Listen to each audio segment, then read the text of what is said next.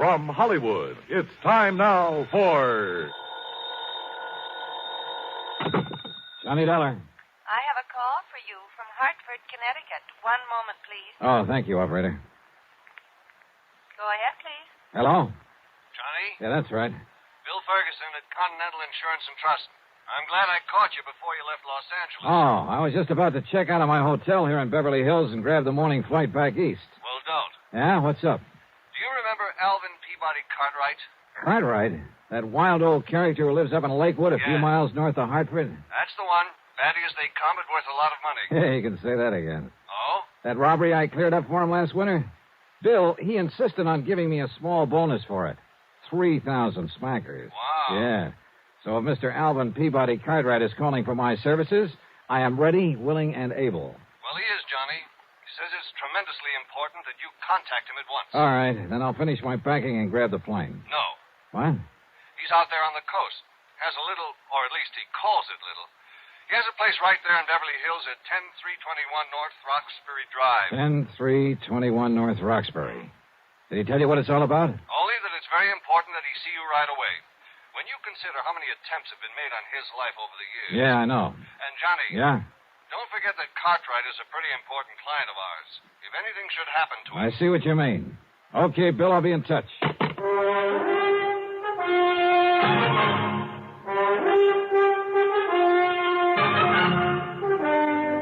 Bob Bailey in the exciting adventures of the man with the action-packed expense account. America's fabulous freelance insurance investigator. Yours truly, Johnny Dollar.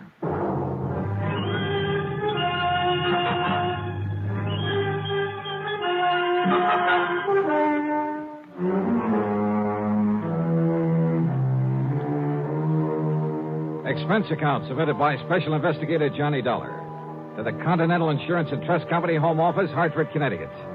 Following is an account of expenses incurred during my investigation of the life at stake matter.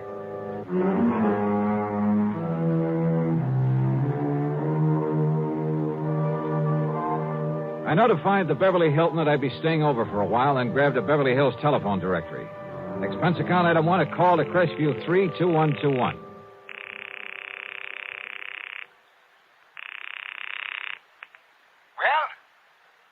Well? Mr. Cartwright? Cartwright? Yes, sir. Cartwright, huh? Well, that's very interesting. I beg your pardon? What's the matter? Don't you hear good? I said that's very interesting. You see, my name is Cartwright, too. No, you misunderstood. So, what can I do for you, Mr. Cartwright? Listen, will you? This is Johnny Dollar. Dollar?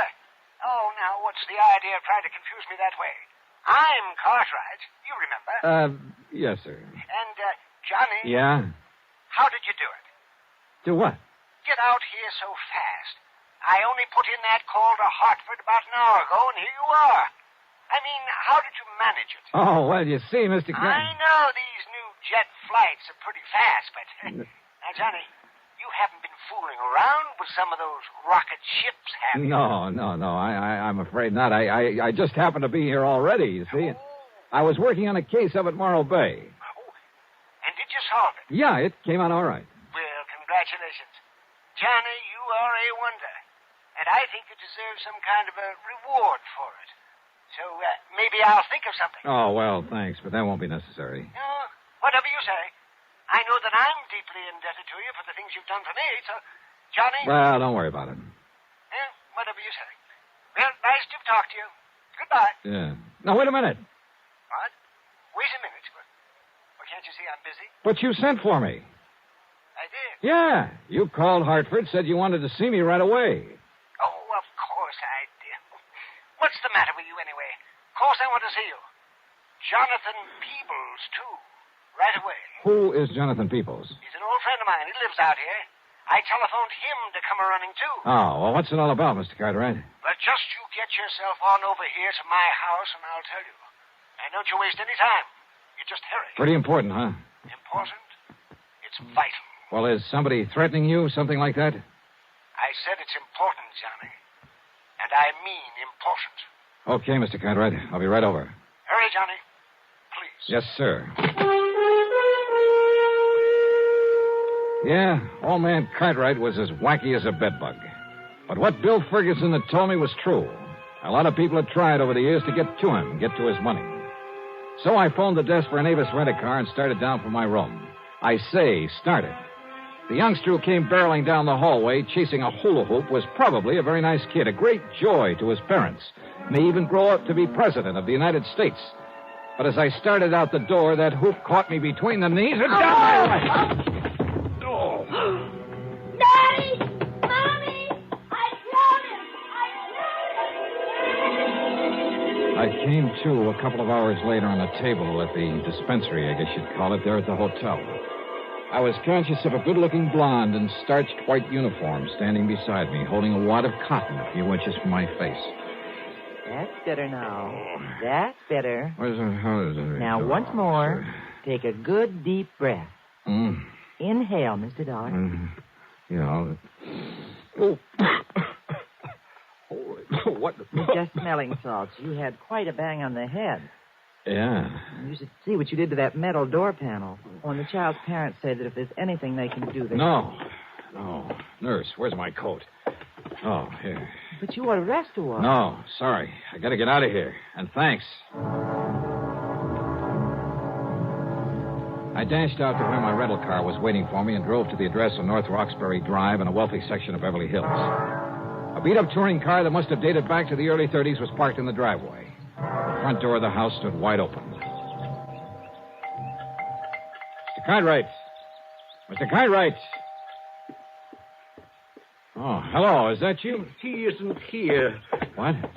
Are you Mr. Dollar? Are you Mr. Dollar? Yeah, that's right. I'm Jonathan Peebles, Alvin's friend, and... Oh, Mr. Dollar. Yeah. What's the matter? He's gone. Something's happened to him, and... Oh, Mr. Dollar. Well, yeah? Well, from what I saw, from what I've found around here... Oh, Mr. Dollar, he's been murdered. He what? I'm sure of it. He's been murdered.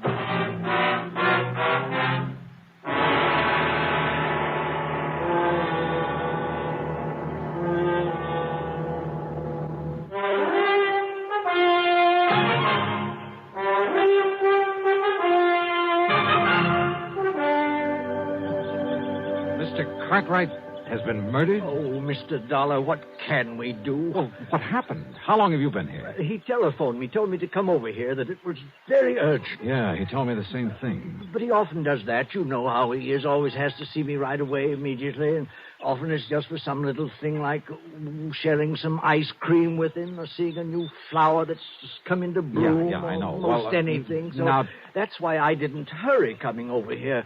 And anyhow, Betsy doesn't like to be pushed. Who is Betsy? Well, that's my nice old car that's parked out front. Didn't you see it? Oh, yeah, sure. I named it Betsy after an old white horse I used to have when I first came to California. I see. A wonderful horse. And would you believe how old she was when she finally died? No, and I don't care. Now, about Mr. Cartwright. Oh, yeah. Oh, dear Mr. Dollar. Well, when I finally got here a few minutes ago, I was surprised to find the front door standing wide open. But then I wasn't surprised either, if you know what I mean. I certainly do not know what you mean. Well, I mean that he often left it open that way, and I told him 1,000 times he shouldn't do it, that it was careless of him, and that one of these days some ruffian, knowing about all the money he had... Well, I told him, Mr. Dollar. Yes, I'm sure you did, but that doesn't do us any good right now. No. Look, before we go any further, Mr. Peebles, just who are you? One of the many of Alvin Cartwright's eccentric old wealthy friends? No, I beg your pardon. I didn't quite mean that the way it sounded. Well, I should hope not. Believe me, I may be eccentric, but I am not wealthy. If it wasn't for beneficial finance, I couldn't even keep up the payments on Betsy. You mean to say you're still making it? Oh, now, wait a minute. Mr. Cartwright. Oh, yes, of course. So, well, anyway, I came into the house and I called to him. I looked around for him, but there was no one here. No servants? No. And anyway, he keeps changing them so often that, well, I just can't keep up with him. So I looked all through the house. Any sign of a struggle, anything like that? No. Then I looked out the window, and I saw them. Who's them? 2 men walking out the driveway from back where the garage is. What did they look like? They were awfully rough-looking, but they were well-dressed, so I thought perhaps they were a couple of Alvin's new servants I hadn't met, but... Oh, if I'd only thought about that tool robe they were carrying, and the way it was dripping. Wait a minute. What's a tour robe? Oh, it's like a big, heavy suitcase, like a small wardrobe trunk, only it's more like a suitcase. Oh. It was heavy. They could hardly carry it. And, oh, Mr. Dollar. Wait a minute. Listen. You said it was dripping. Oh, yes. Oh, all over the drive. Come on. I think we better take a look. And close that front door. Oh, yes. Come on. These men were coming from the garage. That's right, yes. But Alvin doesn't have a car, so what could they be doing there? Is that where he kept his old luggage? Yes, and the frozen food locker and some garden tools. Oh, there. Now, look. Yeah, I see. Oh, Good Lord. oh yes, it's blood, isn't it? Yeah. Oh, they've killed him, dismembered him. Then, oh, Mr. Dollar.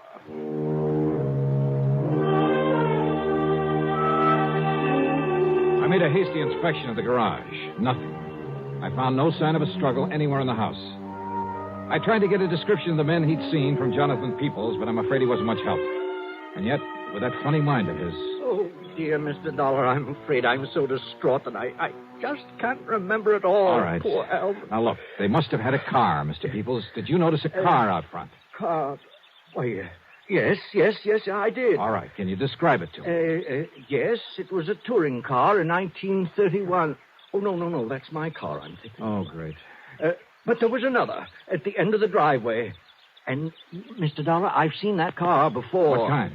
Well, it was a four-door sedan. It was a big car. Yeah? It was silvery on the sides and a cream color on top, like vanilla ice cream. Do you know the make? And the license number was CFU 160. Good. You're sure of that? Oh, I never forget things like that. And you say you've seen it before? Many times. Where? At the dock. Where? At the Malibu dock. That's where he keeps the Alpi car. Where? Who keeps the what? Where Alvin keeps the Alpi car, his yacht. Alpi car. Alvin P. Cartwright. Okay. It's a pretty slim lead, but come on. And it was a slim one, believe me. But I couldn't see calling in the police until I had something more definite to give them. Oh, here. We can take Betsy, Mr. Dollar. Are you kidding? We'll make better time in mine. Oh, yes, of course. Oh, We cut out through Westwood, then Santa Monica, then hit the coast highway and headed north. Finally, we pulled up at the entrance of the Malibu dock. Look, that's the car I told you about, parked there at the side. Yeah, and it looks like coming here may pay off for us. But the boat, the Alpi car, it isn't at the mooring. Whitey. Oh, Whitey. Oh, hi, Mr. Peebles. Yes. Have you seen Mr. Cartwright this morning, Whitey? Yeah, I didn't notice. His boat went out, though. How long ago? Oh, I'd say 10, 15 minutes. Yeah? Yeah. See it out there, going up towards Point Doom? Yeah, I see it. Yeah, but those two men... What? Yeah, they had the shore boat take them out to the Alpi car. Yeah? Well, I ought to sue them. What do you mean? That little trunk that they was carrying. You see what I'm mopping up? The messy trail it left all over the pier for me to clean up. Blood. Yes, sir, I ought to sue them. Oh, Mr. Dollar, that means they're taking poor Alvin Cartwright's dismembered body out to sea to dispose of it, and on his own yacht. Well, we've got to find something fast enough to catch up with it out there. Well, there's that Thompson cruiser of Larry Comstock's tied up there. Yeah, who's Comstock? Oh, has a boat and motor shop in Los Well, if Angeles. it's fast enough. Well, he has a couple of big Johnsons on it. Fastest one that's out here now. Then call him on the phone. Tell him we borrowed it. Well, now... Tell him why. It's an emergency, and that we'll pay him plenty for the use of it. Well, now, I don't know if you really ought Well, I to. do, and listen, call the Coast Guard in Santa Monica. Have them send out a patrol boat. Come on, Peoples. But, Mr. Dollar, those men on the yacht are desperados. They're killers. Okay, then stay here in the dock. I'll go it alone. No. Alvin was my friend. I shall help to avenge his untimely death.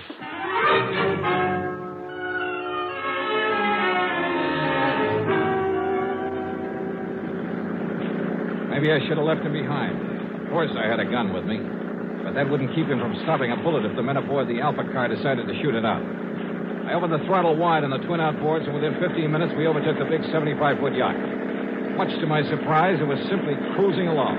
Of course. So as not to arouse suspicion. That's why, Mr. Dollar. Yeah, possibly. And yet it must be pretty clear to them that we're chasing them. Look, the man at the wheel.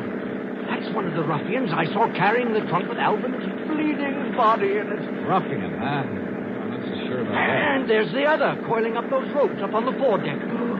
Killers. Now, look, you better stay down low, Mr. Peoples. They're stopping the boat. If there's going to be any shooting... Look. There's Alvin. What? Yes, Alvin. He just came up on deck.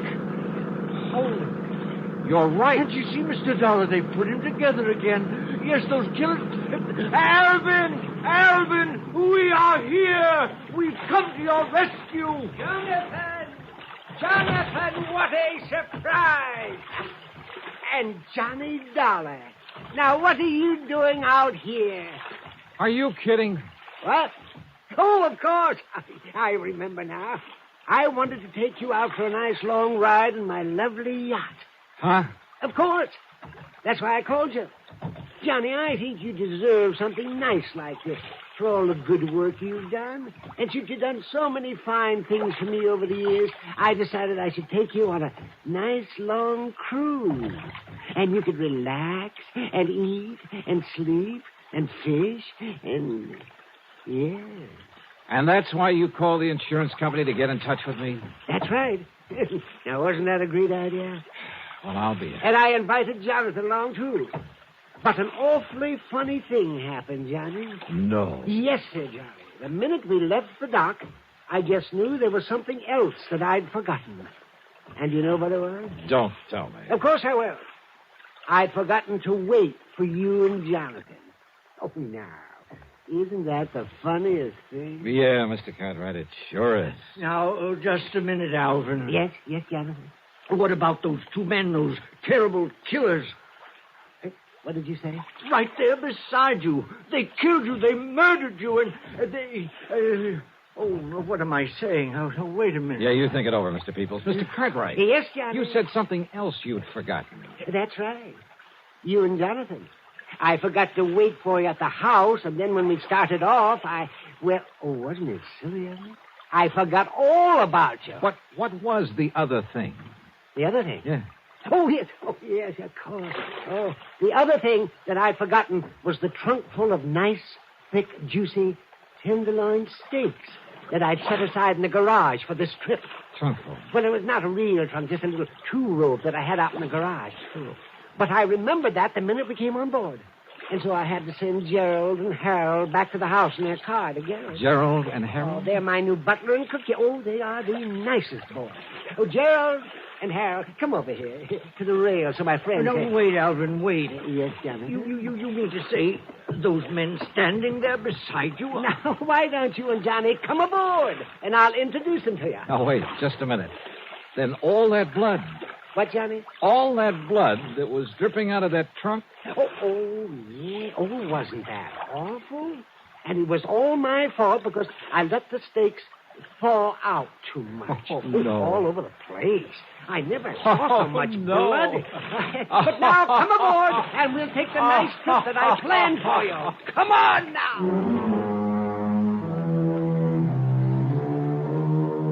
Hey, you know something? It's crazy. It's wild. But it does my heart good to get tangled up in something like this sometimes. Helps keep away the ulcers. As for the expense account, forget it. Alvin Peabody Cartwright shoved a check into my hands before I left that would cover the expense account 12 times over. As for Larry Comstock, the man whose boat I'd appropriated, well, when he heard the story of what had happened, he wouldn't accept a penny for it. So, that's that. Yours truly, Johnny Dollar.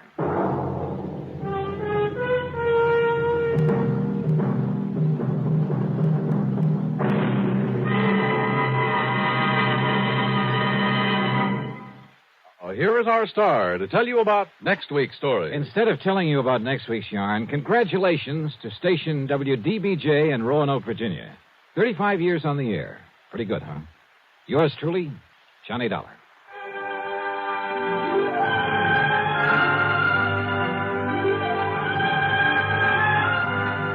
Yours truly, Johnny Dollar, starring Bob Bailey, originates in Hollywood and is written, produced, and directed by Jack Johnstone.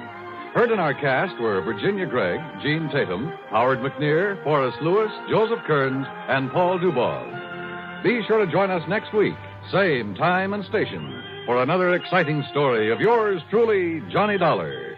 This is Dan Cumberly speaking.